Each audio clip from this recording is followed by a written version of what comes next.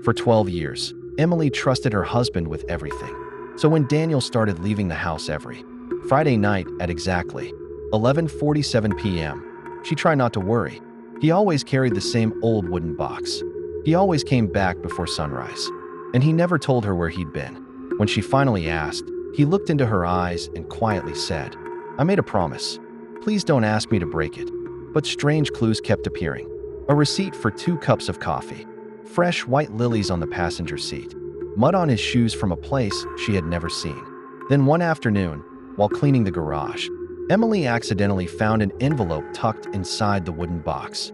Across the front, in faded handwriting, were the words, "Open only if I never return." Her hands began to shake. She wanted to read it. She didn't. That Friday night, she followed him. He drove past the city, past the last streetlight, until he reached an abandoned church hidden among tall trees. Then, out of the darkness, a woman dressed entirely in white stepped toward him. She didn't speak. She simply held out her hands. Daniel gave her the wooden box and bowed his head. Emily's heart raced. She stepped closer, trying to hear what they were saying.